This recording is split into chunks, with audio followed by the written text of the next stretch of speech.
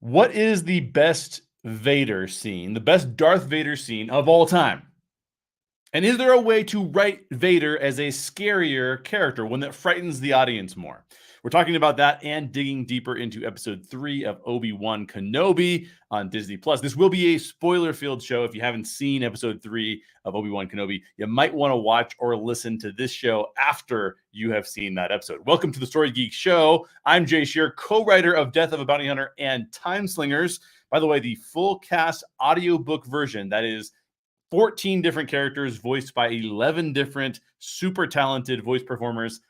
The full cast version of Death of a Bounty Hunter is now available either via our website, on Audible, on audiobooks.com, on Downpour, on Apple Books. Basically, everywhere you can purchase an audiobook, you can probably find Death of a Bounty Hunter. Please support the show by purchasing a copy. Links are down in the description below, or go to deathofabountyhunter.com for more information. Now, since I'm really passionate about storytelling, I just spent a bunch of time promoting my new audiobook.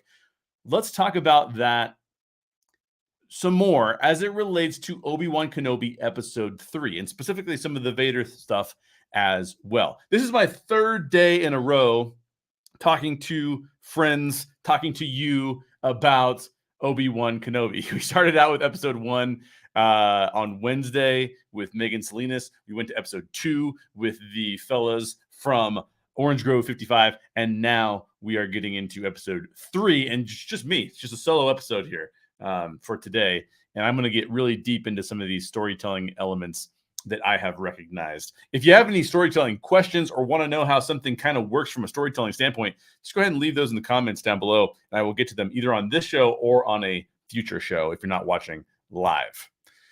Now, every episode of this series of Obi-Wan Kenobi has taken us to a new planet, which is really fascinating. That doesn't always happen in shows, kind of happened in The Mandalorian a little bit. And episode 3 of Obi-Wan Kenobi now takes us to the mining planet of Mapuzo. This is where Obi-Wan and Leia are supposed to meet Haja's contact in order to get smuggled back to Alderaan at some point in time. And Obi-Wan is still trying to connect with Qui-Gon as the opening scene, the whole episode opens up. He's sort of praying to Qui-Gon in a way, praying to Qui-Gon's Force Ghost. And this episode is essentially Obi-Wan and Leia trying to find Haja's contact and then get off the planet. So, scale of 1 to 10 here. What do I think of Obi-Wan Kenobi episode 3? It is my favorite episode thus far of the series. I had episode 1 at an 8 out of 10, episode 2 at an 8 out of 10. I thought those were about the same. They were very different kinds of episodes, but I thought they were both done, well enough. This one scores a little bit higher for me. I think there's a little bit more going on here. Well, there's a little bit less going on in terms of setup, and there's a little bit more going on in terms of conflict. So I give this one an 8.5 out of 10. Maybe at times it actually reaches a 9 out of 10. This is a very good episode of television, and I liked it quite a bit. Let's get into some of the things that I loved about this episode. The first is Obi-Wan's character development and his emotions, specifically his fear, are handled so well in both the writing and in Ewan's acting. It's really fantastic. He's snapping at Leia. You'll notice the subtleties of it. I've seen the show 3 times now. You'll notice the subtleties of it when you watch more often. He's snapping at Leia. He's consistently doubting himself throughout the episode. He doesn't even want to, when he pulls out his lightsaber for the first time, he does not even want to turn it on. That's how emotionally overwhelmed that Obi-Wan actually is. And when he does start to use his lightsaber, he's lost all of his old prowess. This guy used to be a super talented Jedi Knight, Jedi Master even, and he doesn't have that anymore. He does not have any of his skills pertaining to that. We saw him use the Force in episode 2 to make sure that Leia didn't, smack herself onto the ground, falling from the building. And we see here that his lightsaber skills, so his use of the Force and his lightsaber skills are very, very rusty at best. But Ewan plays this essentially perfectly throughout this thing. Ewan McGregor does such a fantastic job. So really like that about Obi-Wan's character and what he was going through. We talked a little bit in episode 1 of this series, we talked a little bit with Megan about how Luke Skywalker shows up and how Obi-Wan shows up. And I've seen a couple people kind of commenting a little bit more on how they don't love how, one of their heroes is now showing up in a way that doesn't seem as heroic. He seems like a broken guy as opposed to a conquering hero. But I do think that while people did complain about that pertaining to Luke Skywalker, that was different because the last time we had seen Luke Skywalker on screen, he was a beast of a Jedi. He was amazing. He was on his way to becoming a really amazing Jedi master. That's not true of the last time we saw Obi-Wan. The last time we saw Obi-Wan, he was having to retreat. Everything was crumbling down around him. So there is a reason that Obi-Wan is nerfed of his powers, right? That he's not as intense as he used to be. Whereas I don't think that there was as much foreshadowing of that with Luke Skywalker, which is why I think some of those complaints, while I didn't have those complaints, I do think some of those complaints could be more valid because we don't see where the character was left off in a dark place. And so when we're given that new character of Luke and he's so flippant about throwing his old lightsaber and things like that, I think that it's a little bit easier for us to say, well, that's kind of frustrating. How did he get here? And they only give us a few scenes here and there about how he got there. Whereas with Obi-Wan, basically you can make an argument that Obi-Wan should be completely nerfed. I mean, he's not a guy. He saw the entire Jedi Council crumble down around him and saw the Empire take over. So I don't think that would give him a lot of confidence in terms of his Jedi skills. I also love the appearance of Indira Varma, who was on Game of Thrones. She was amazing on Game of Thrones. She here plays she's basically impersonating an Imperial officer. I thought she did a fantastic job. Deborah Chow's directing choices were really, really good here. There's a couple of storytelling kind of moments that we're going to talk about in a little bit that I thought were an interesting choice that I would have probably done differently, but it doesn't mean they were bad. It's just I would have done them differently. And I especially loved her choices with this opening scene. So the opening scene where he's essentially sort of like praying to Qui-Gon and trying to connect with Qui-Gon's Force ghosts. That opening sequence where they just pull up onto Ben Kenobi was really, I thought, really powerful and really well done. So Deborah Chow is doing a great job here. I also really enjoyed the inclusion of Freck. I thought that was really cool because we do not often see alien species who side with and appreciate the Empire. And so I thought seeing that perspective, it makes the Star Wars universe more nuanced. The idea that the Empire is providing some order and that for some people on some planets, they needed more order in their lives, and that the Empire has been somewhat helpful to them in their personal life. That's an interesting concept to include. I think, Star Wars is about good guys and bad guys. So this is not necessarily a story that always gets nuanced. It does sometimes in the spiritual components of the Force and about people turning to the dark side and turning to the light side. So Star Wars can get very, very nuanced, but you oftentimes do not see any nuance about the perception of the Empire. It's almost always, even in the crawls, the opening crawls are like the evil Empire, right? So the evil galactic Empire. So there's not a lot of subtlety there. I did like seeing a character like Freck, who is not one of the, older white Imperial officers, most of them being back in the day. That's what they were. So seeing a character who is not that actually like the Empire and want to work with them, I think is a really interesting storyline that a lot of people will probably pass up. But I thought that was done really, really well. The tension between the Inquisitors, I think, is the best that we've seen yet. The fact that the fifth brother and Reva, the third sister, are really clashing over who's going to take the Grand Inquisitor's spot, I think was well done. And it's good to see that there's some tension between that group of people. I enjoyed that quite a bit. And of course, it's always great to see Vader. And I'm going to spend a bulk of this show, near the tail end of the show, talking about Vader. And I think Vader could have been a little scarier in this episode. He's very brutal. He's very, very brutal. But I think he could have been a little scarier. Now, I loved Vader in this episode, so don't get me wrong. I'm not saying that something was done incorrectly with Vader. I'm not saying that. But I had some ideas that I wanted to run past you guys. So near the tail end of the show, we're going to get into that a little bit more. The Leia character had some fantastic lines in this episode. The actress playing her is doing an amazing job. And some of the interactions she has with Kenobi are fantastic. The fact that she is really frustrating to him just plays in the fact that he's already fearful and not very confident in himself. Really enjoyed those interactions. Now, a lot of people complained about the Reva character in terms of how she's written.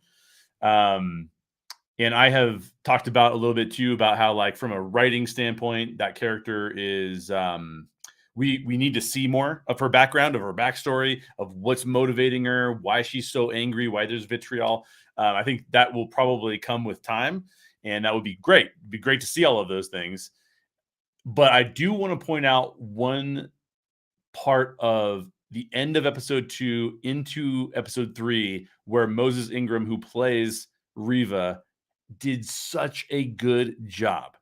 When she delivers the lines at the end of episode 2, which are repeated in episode 3, the very beginning of episode 3, Obi-Wan is thinking through her, Reva, telling Obi-Wan that Anakin is still alive. And she does this, Obi-Wan, when she's hunting for him, and she kind of says, like, oh, that Anakin's still alive and you didn't know that and stuff like that. I thought that those lines were delivered really, really well, and it's very creepy. And so when he's remembering those lines, I thought that was really, really well done on Moses's part for sure. Now, what are my complaints about episode 3? What are my complaints about episode 3? I have very few of them, but there's a couple. And they're very, very minor, and I just bring them up just to say, like, let's just acknowledge that there are some things in there that aren't perfect, and that's fine. There was a moment when Obi-Wan and Leia defeat the first round of stormtroopers, and they're at the gate. They're at the laser gate, basically, and they're fending off Freck, and they fend off the stormtroopers. And there's a point where Obi-Wan goes and shoots the gate so that they can walk through the gate and disable the gate. And there's so much room on the two sides of that gate. There's so much room for two human beings to walk around the gate. I thought it was so funny. They spent a lot of time like destroying the gate, which was cool. But it was like, you can just actually just walk around the corner and then like leave it the way that it was. I also thought it was interesting because the loader droids, which I liked the visual dynamic of that. In fact, their heads are really amazing. I don't know if that was done with a little bit of CG. I think it was, or if it was some of that was practical effects, but I really enjoyed that. But I think that those droids were maybe the most guy in a costume droids we've seen in Star Wars. I mean, that gives me a lot of confidence in the ability of an Anthony Daniels to play a droid and not look at all human. I mean, there are moments here and there where he does, but for the most part, Anthony Daniels embodies C-3PO. I thought these droids they seemed like a person in a costume more than most droids in the Star Wars universe do. And I found that kind of interesting.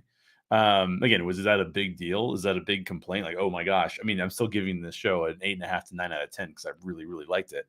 And then in some of the writing elements of Vader that I'm going to get to later, I do think that there are some odd power dynamics at work. And this is true of any sort of storytelling that you can do. It's very difficult to maintain power levels in association with what's going on. So what I mean by that is, something that the character could do in a previous episode or a previous story, and then the character can't do it in this instance, right? Then you can start to say, like, well, what happened there? Why didn't Vader just do this? Or why didn't Vader just do that? So we'll get into that as we talk about a little bit more of the writing of Vader. But again, I'm going to be very positive about this show because I really, really enjoyed episode 3 for sure. Now, before I get into some of the writing stuff with Vader, I thought that there was one really interesting line. I've seen a few people on Twitter say that they really enjoyed this line, and I wanted to break this down a little bit more. There's a line where Obi-Wan says, "Only when the eyes are closed can you truly see." It was a quote that was on the wall, and even Leia asks him, like, "See what? What do you mean?" And I thought that line was worth talking about for a little bit because Star Wars is really good at giving us some lines that could have some more depth to them, some more meaning to them. And I think this is one of those lines. So from a Jedi perspective, I take this line to mean that the information given to you by the Force is more accurate than the information provided to you by your senses, right? The Force is the embodiment of what the universe is actually all about. The senses are a perception of the universe. And so what this is basically saying is when you are in touch with the Force, when your eyes are closed, those sensors are off. If your ears were closed, if your sense of touch or taste, if that was gone, maybe you're a Jedi and you have COVID, you can't taste anything. If those things are gone, then you can rely on the Force to give you information about how the universe is really truly working. And if it's just you using your senses, sometimes what can happen with that is that your senses can sort of deceive you a little bit, and your brain can actually misinterpret what the senses are trying to tell you, or you may see an event in a different way than it should have been seen. You may hear of an event in a way that it shouldn't have been seen. How many times have you or I, even applying this to the real world, how often have you or I heard something, taken it out of context, and then thought it meant something very different than it really meant? But if I think what this is saying is if we had the ability to use the Force, we could really truly understand what it was that was trying to be communicated to us. I also feel like it's a little bit of a reference to Kanan Jarrus, who I believe is in Rebels. And he is, if I'm not mistaken, blinded at one point in Rebels, and then operates not by seeing, but operating based off the Force. And so kind of like Daredevil does in the Marvel universe. And I think this is actually could be a slight reference to him too. We got a slight reference to Quinlan Vos. This may be a little bit of it could be that Kanan actually wrote that on the wall because he actually has experience knowing that when you lose your sense of sight, that you would actually have the Force to back you up. So I thought that was really interesting. We also know that when Obi-Wan trains Luke he trains him with the blast shield down so that he actually has to feel through the Force because his eyes will deceive him a little bit. His eyes will say, the droid is firing a blaster bolt at me, but the Force will tell him this is where the blaster bolt is going to go. And so, the eyes are almost too slow and the Force is a lot faster. So there's another example of how this quote applied to the Star Wars universe would be really accurate. The same is true of when Obi-Wan tells Luke to use the Force rather than use his targeting computer during the trench run on the Death Star, right? Don't use your feelings. Luke, reach out with the Force because that's going to give you a more accurate ability to aim than will your targeting computer. So I've seen this quote resonating with some folks on Twitter. It obviously applies to the Star Wars universe. But does this quote apply to us in real life? Can we take any value from this? It might work for fictional Jedi in the Star Wars universe, but what is the application for us as viewers? And because people are resonating with it, right? If people weren't resonating with it, I wouldn't take the time to talk about it, but people are resonating with it. So my take is that like the Jedi do with the Force, there's this sense of mindfulness, being aware of our surroundings in a different way, slowing down, processing life. For spiritual people, it might be a metaphor for getting insight from God or a God or the universe itself. Beyond that, I think there's a subtle nudge suggested in the quote that gets at something bigger, and that's that because our senses can give us a false impression of how the world actually works, we should question those things, right? So I think it's a quote that actually does work in the real world. Although I will say this, sometimes if we're overly reliant upon the way we feel, we do need external stimuli to tell us that we're wrong. So for example, I'll give you an example. Just a second ago, I used an example where I said that you might hear somebody say something offhand and you might attribute it to you and you might take it the wrong way and you might feel like it was not something that was intended to be there. And you could start to go into a mindfulness moment, and that mindfulness moment might help you out. But what we wouldn't want is that we wouldn't want to say, actually, no, what did the person really say? And what were they trying to convey? And if we just felt bad about ourselves that day, we might take that quote on as being bad, something bad about us, when in reality, that's not what was meant. And if we actually used our ears a little better, we could have understood that. So I think it's a really good quote for getting us involved into practices that are healthy, from a standpoint of trying to understand the world around us. But I also think that we should also be aware of what our senses are telling us, because sometimes our feelings can deceive us too. So both can be deceiving in a certain way, shape, or form. So let me know what you think of that quote in the comments down below. Do you think that quote was really meaningful to you, and how was it meaningful to you? Or was it something that you would have said like, no, that's some foolishness that the Jedi would say? Do you take a Han Solo, A New Hope type of thing, or do you go further deeper down into it? I would like to know what you think in the comments. And we just got a comment from Orange Grove 55. Love this discussion. This type of spiritual, philosophical stuff is what really draws me into Star Wars. You know what, Orange Grove?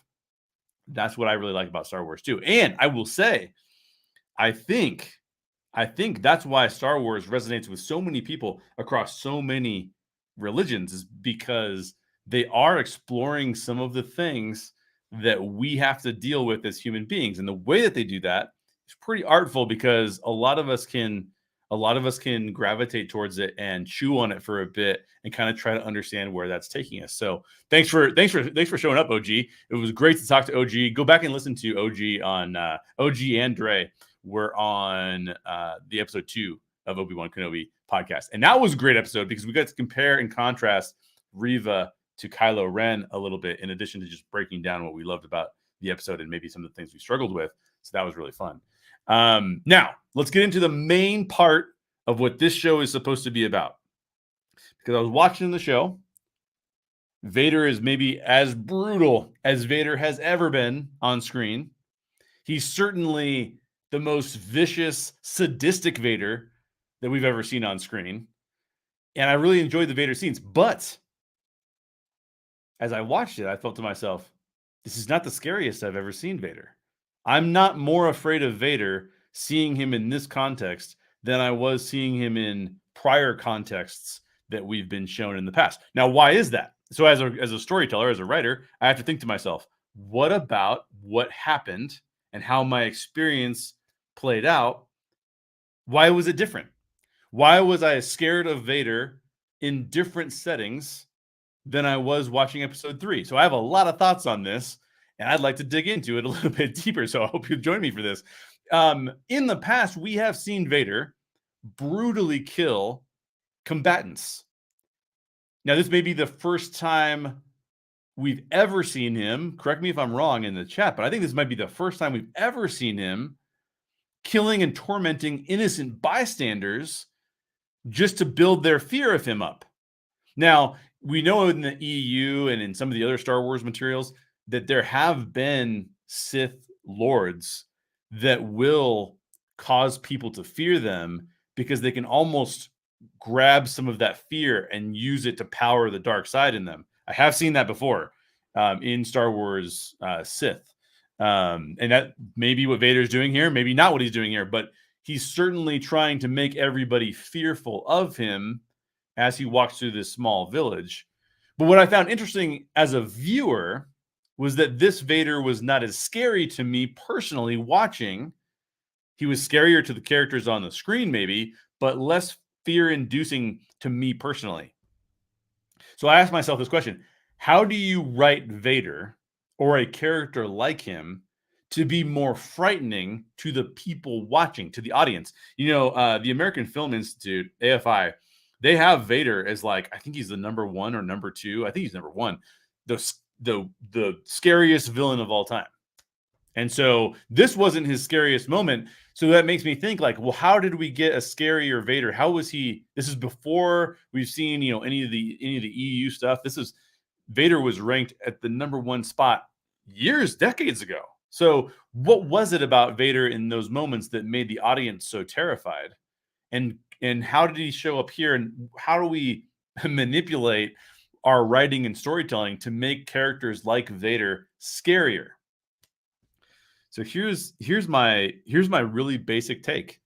And I'll explain, we'll externalize this, and we'll compare and contrast, and we'll get really deep into this. But the one overriding solution I have to make Vader scarier, to make him a more frightening person, particularly for the audience, is to put Vader in tight spaces.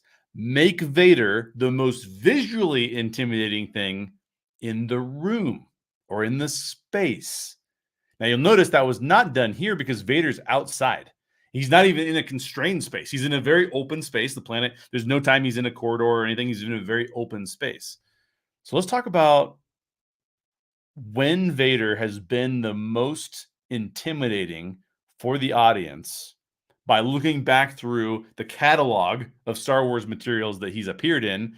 And we can talk through this a little bit. So you'll notice that in the original trilogy, he's almost always in small corridors. He's almost always the tallest person, except for maybe when Chewbacca's around. He's almost always the tallest, most imposing person in the room. He even stands when other people sit. There's the scene in A New Hope where he's standing and all the Imperial officers are sitting. This is right before he's about to force choke. Is it Mahdi? I don't know if it's Mahdi, but he's sitting there with Tarkin, and he force chokes the guy because the guy says that his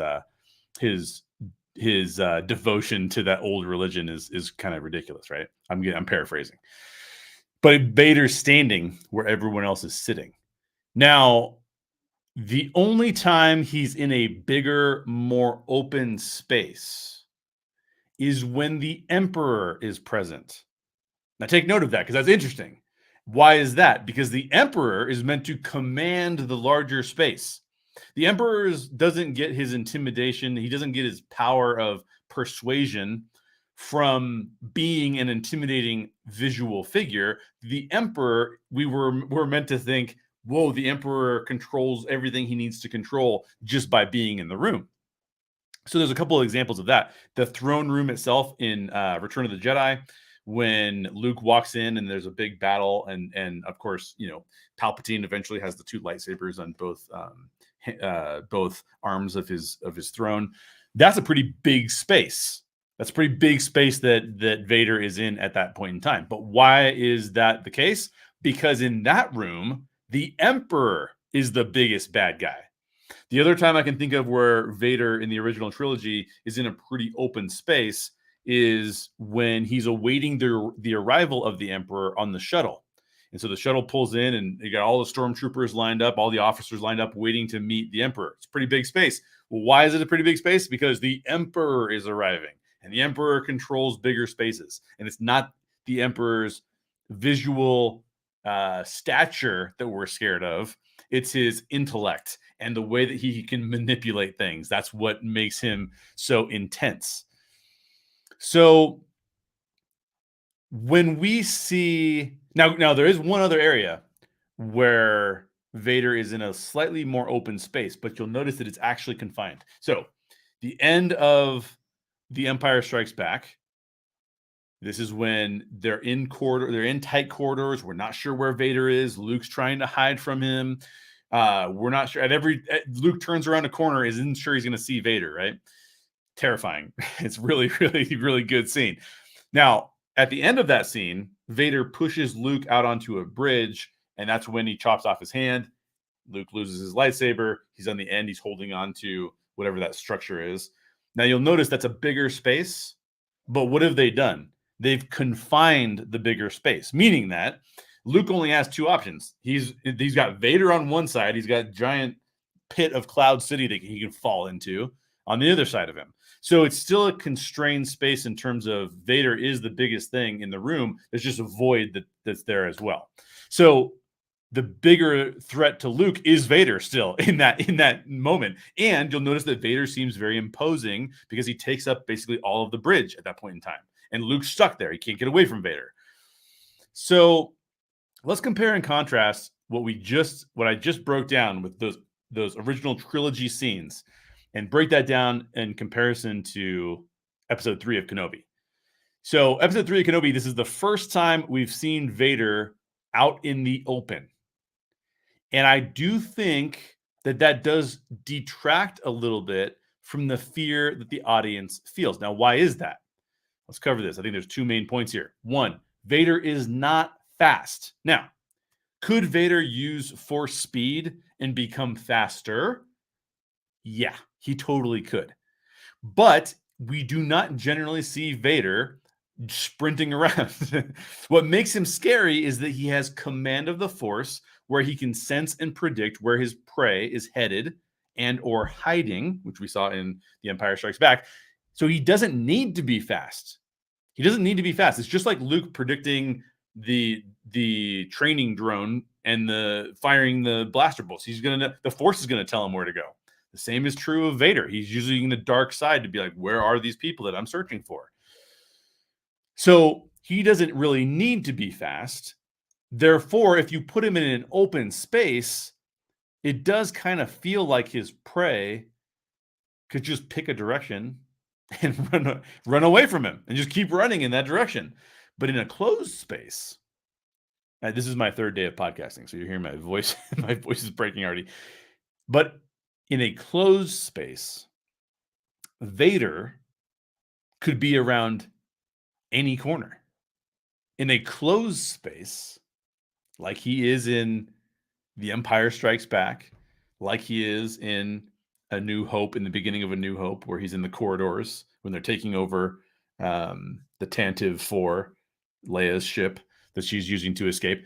In that closed space, Vader could be around any corner. And that's terrifying. Rogue One has one of the most terrifying Darth Vader scenes in the history of Vader. He's in a closed space. You can't get away from him. Doors are closing around you. He's trapping you. Your sense of claustrophobia of being in a small room with Vader is insane. So the second reason, because it just seems like if you're in an open space, Vader's not that fast, and you could get away from him. We all know he could use Force speed, but would be actually make him probably a little less intimidating because he's just not that kind of character. But when there are large things in the vicinity of Vader, in this case, it's a mining colony that we're in Obi-Wan Episode 3. He's in a mining colony. There's big machinery. There's buildings as he's walking down the street. When there are large things around him, Vader now looks smaller. He no longer fills the space. His physicality becomes less frightening. We're less claustrophobic. Now what we're scared of with Vader is we are scared that he will pick on us, right? But that's normal bully behavior. The psychological component of him being around any corner and you stuck in a small space with him is far more terrifying. So like I said in Rogue One, that corridor scene is terrifying because we're trapped in the corridor with Vader. He's the biggest thing in that room and he's super powered. So he has all the same powers that he uses here in Obi-Wan Kenobi Episode 3. He's super powered. But in that corridor, there's no escaping him. In the corridor, we are toast. And I talked about Empire Strikes Back too in Cloud City, where Vader is hunting Luke. He's imposing. He could be around the next corner. When he's on the bridge, it's Luke's only escape route that we can see. But he's in front of Luke. He's the gate that Luke has to get past. Instead, Luke has to, fall back into the void. You'll notice that in A New Hope, Vader lifts the rebel officer off his feet. It's one of the first times we meet Vader. He's got the guy in a chokehold, lifting him off his feet. The guy's holding his neck. And then when Leia comes up, Leia's looking way up at him. He's looking way down at Leia. David Prowse in that costume was a huge, intimidating guy. Vader is very imposing in those moments. We do not want to be in a room with Vader. You don't want to be in an enclosed space with Vader. You don't want it because he's the thing that you're like, I'm not even going to have time to get away from this guy. And I'm within range of his Force abilities. He's going to use the Force on me anytime he wants to. Now, there's another thing when you're telling a story about a character like Vader that helps with continuity and power dynamics. If you put these imposing, large, slow, but menacing figures with lots of power, if you put them in a tight space, it makes continuity and power dynamics easier to handle from a storytelling perspective.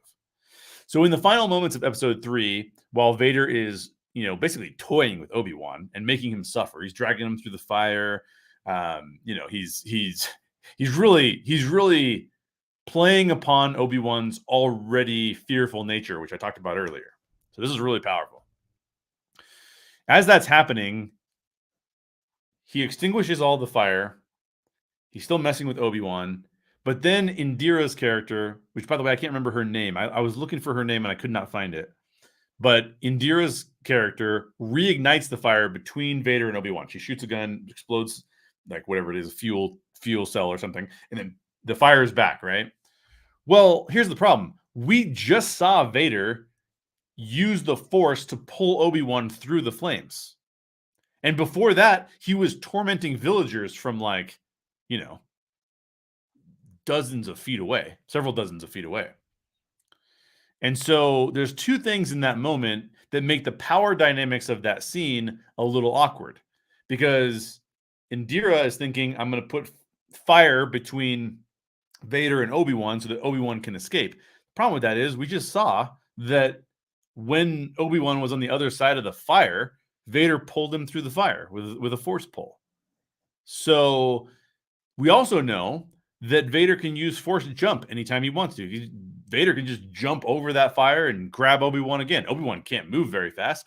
And so when the droid comes over, when the loader droid comes over and grabs Obi-Wan and takes him off, and Vader kind of just watches them go, the Inquisitors are like, oh, this is horrible. Now, it is possible that Reva had messaged Vader and said, don't worry about Obi-Wan because I've got the girl, and so he's going to have to try and come back, and we're going to get him another time. That is very possible. But from a power dynamics on screen standpoint, that scene is a little bit awkward because Vader could have easily just pulled Obi-Wan back to him.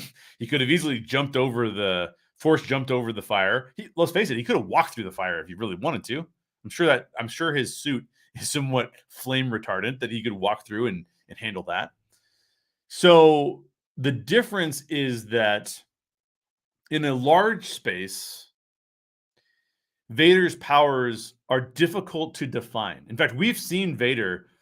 We've at least seen some of the Sith users. I can't remember if this was Vader or another Sith user, if it was Plagueis or Palpatine or something. But we know the concept of Sith Force users like smashing enemy capital ships together in space, right? That's another power dynamic that makes everything in the universe a little bit odd, because you're going like, well, why can't they use that level of force power in this other scenario? And so that's another reason why not to write those kinds of characters, those super powered characters, into large spaces. You can do it every once in a while, have them smash some capital ships together or something.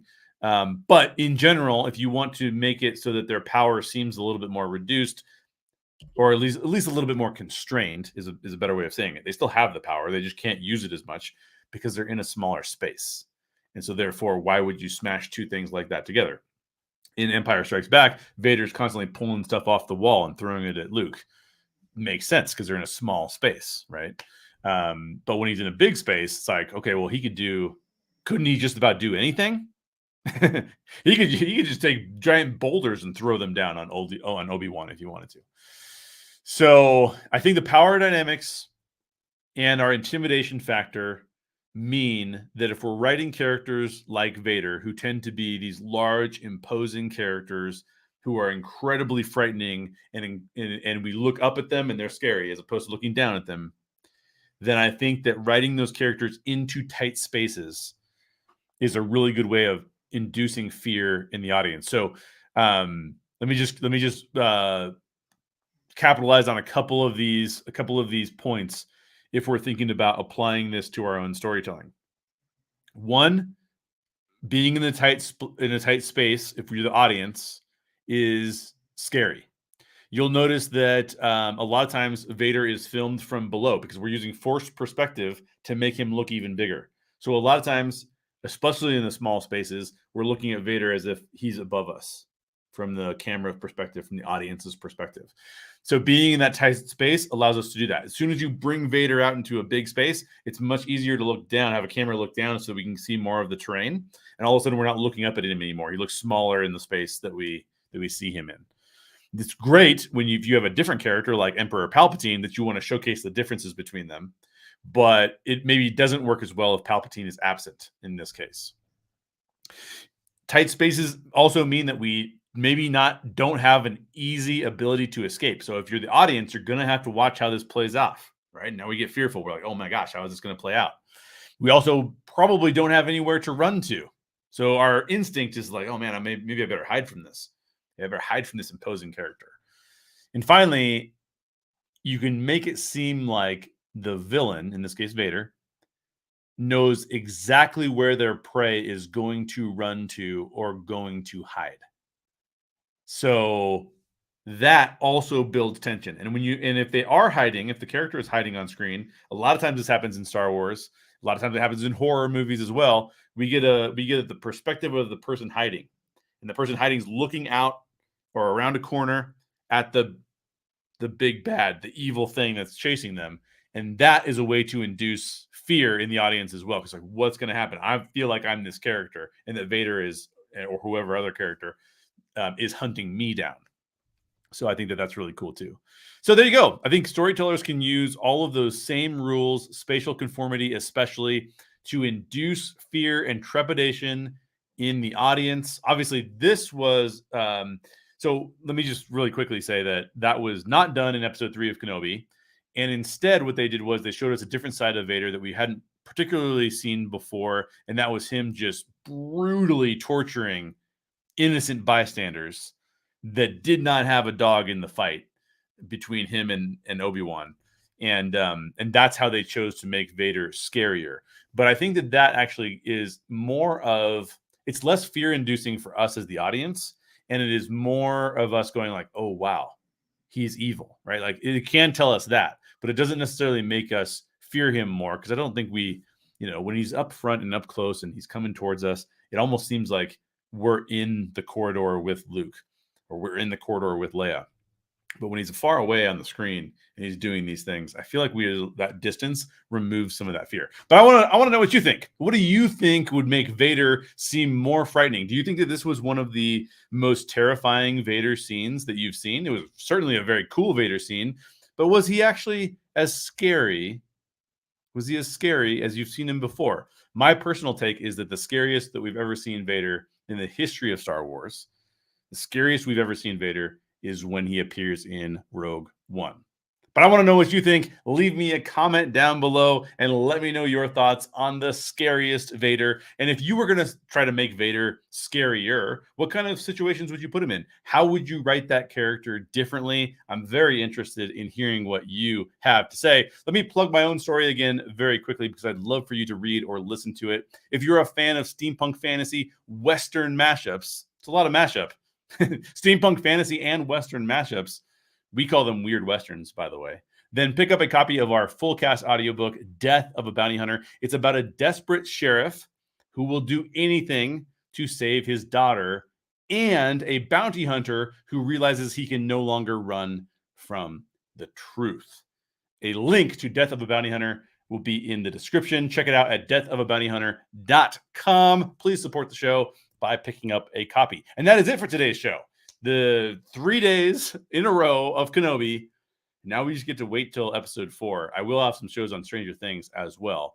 But if you have a question that you'd like for me to cover, whether it's with Kenobi or whether it's with Stranger Things, please leave me a comment or shoot me an email at hi@reclamationsociety.org. That is hi@reclamationsociety.org. I know it's a little bit of a long email address. I'd love to include your questions or topics in the future if possible. So please reach out to me over there and do that. New episodes of the Story Geeks show drop every week, both on YouTube and your preferred podcast provider. Wednesday is the official release date, but as you saw this week, I did 3 shows in a row. So I record content throughout the week. You almost never know when I'm going to be recording content. So make sure you're subscribed to get notified of all the latest shows. You can subscribe to the Story Geeks Show on our YouTube channel or on your preferred podcast provider. Thanks for watching. Next week, I will have more coverage on Obi-Wan Kenobi, episode 4. Plus, I'll be working on Stranger Things season 4 content as well. I prefer Stranger Things season 4 to Kenobi thus far. Now, granted, I finished Stranger Things season 4, and I have not finished Kenobi yet, so we'll see how that shakes out over time. But I loved Stranger Things season 4. So stay tuned for all of that, and I will see you on the next show. Thanks for watching.